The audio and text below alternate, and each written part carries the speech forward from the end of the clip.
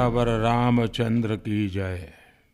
मेरे प्यारे देशवासियों, राम राम।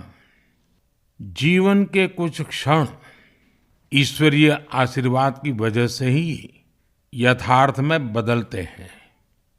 आज हम सभी भारतीयों के लिए, दुनिया भर में फैले राम भक्तों के लिए ऐसा ही पवित्र अवसर है।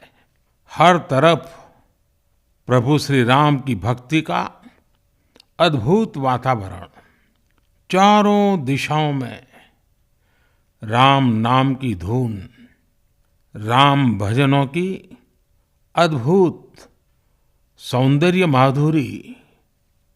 हर किसी को इंतजार है 22 जनवरी का, उस ऐतिहासिक पवित्र पल का।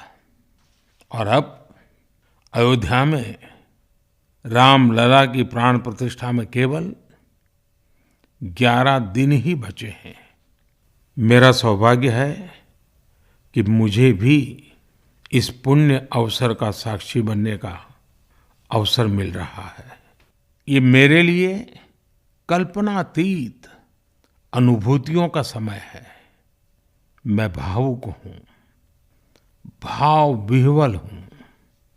मैं पहली बार जीवन में इस तरह के मनोभाव से गुजर रहा हूँ।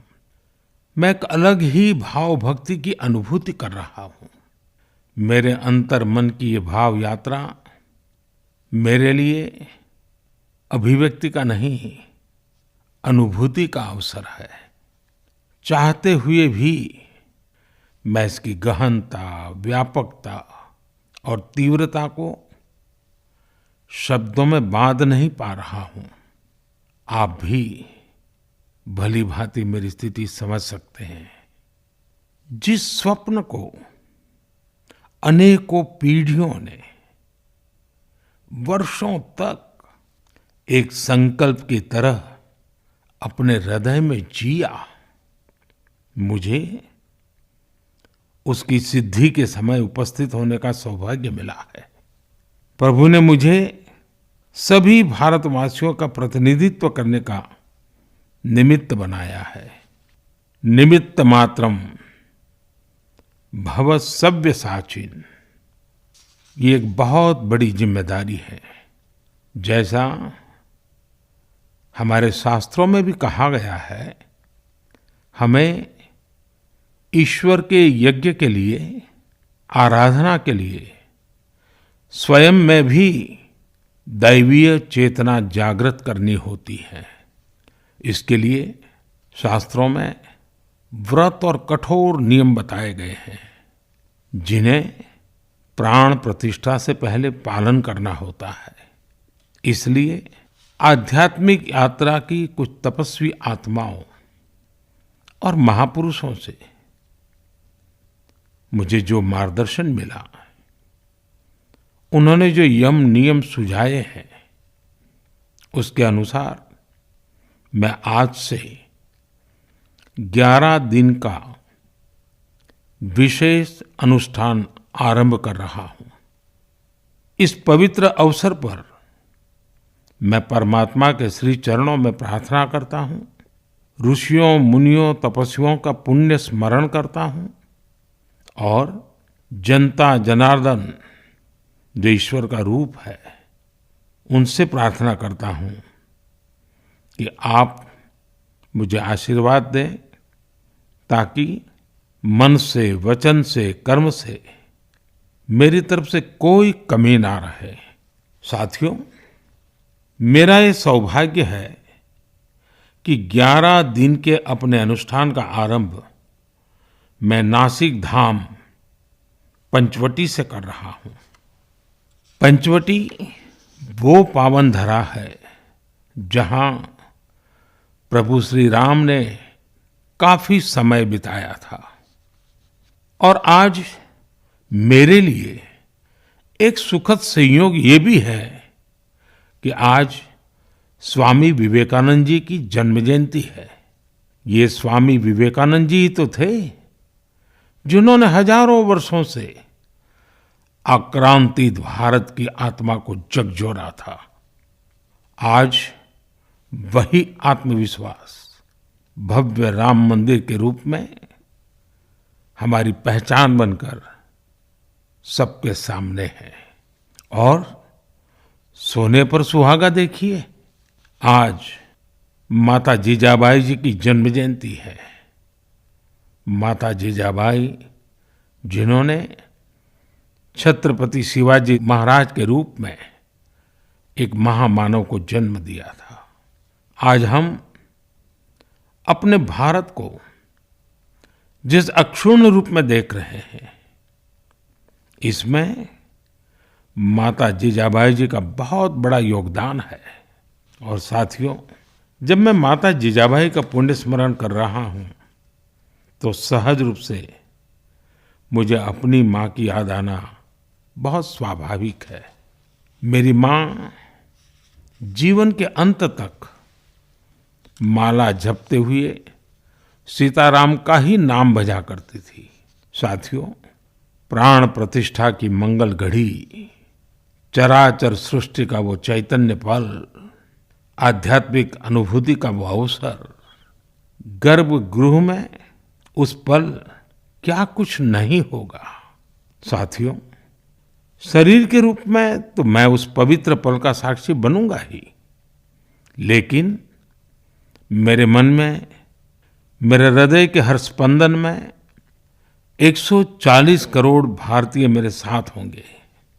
आप मेरे साथ होंगे, हर राम भक्त मेरे साथ होगा और वो चैतन्य पल हम सबकी साझी अनुभूति होगी।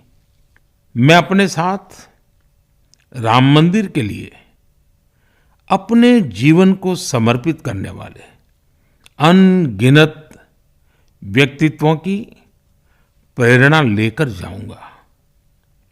त्याग तपस्या की वो मूर्तियां, 500 साल का धैर्य, दीर्घ धैर्य का वो काल, अनगिनत त्याग और तपस्या की घटनाएं, दानियों की, बलिदानियों की गाथाएं, कितने ही लोग हैं जिनके नाम तक कोई नहीं जानता, लेकिन जिनके जीवन का एकमात्र ध्येय रहा है भव्य राम मंदिर का निर्माण। ऐसे असंख्य लोगों की स्मृतियां मेरे साथ होगी। जब 140 करोड़ देशवासी उस पल में मन से मेरे साथ जुड़ जाएंगे और जब मैं आपकी ऊर्जा को साथ लेकर गर्भगृह में प्रवेश करूंगा तो मुझे भी एहसास होगा कि मैं अकेला नहीं, आप सब भी मेरे साथ हैं। साथियों, ये 11 दिन व्यक्तिगत रूप से मेरे यम नियम तो है ही, लेकिन मेरे भाव विश्व में आप सब समाहित है। मेरी प्रार्थना है कि आप भी मन से मेरे साथ जुड़े रहें। रामलला के चरणों में मैं आपके भावों को भी उसी भाव से अर्पित करूंगा जो भाव मेरे भीतर उमड़ रहे हैं। साथियों, हम सब इस सत्य को जानते हैं कि ईश्वर निराकार है, लेकिन ईश्वर साकार रूप में भी हमारी आध्यात्मिक यात्रा को बल देते हैं। जनता जनार्दन में ईश्वर का रूप होता है, ये मैंने साक्षात देखा है, महसूस किया है। लेकिन जब ईश्वर रूपी वही जनता शब्दों में अपनी भावनाएं प्रकट करती है, आशीर्वाद देती है, तो मुझ में भी नई ऊर्जा का संचार होता है। आज मुझे आपके आशीर्वाद की आवश्यकता है, इसलिए मेरी प्रार्थना है कि शब्दों में, लिखित में अपनी भावनाएं जरूर प्रकट करें, मुझे आशीर्वाद जरूर दें। आपके आशीर्वाद का एक एक शब्द मेरे लिए शब्द नहीं, मंत्र है। मंत्र की शक्ति के तौर पर वो अवश्य काम करेगा। आप अपने शब्दों को, अपने भावों को नमो ऐप के माध्यम से सीधे मुझ तक पहुंचा सकते हैं। आइए हम सब प्रभु श्री राम की भक्ति में डूब जाएं। इसी भाव के साथ आप सभी राम भक्तों को कोटि कोटि नमन। जय सिया राम, जय सिया राम, जय सिया राम।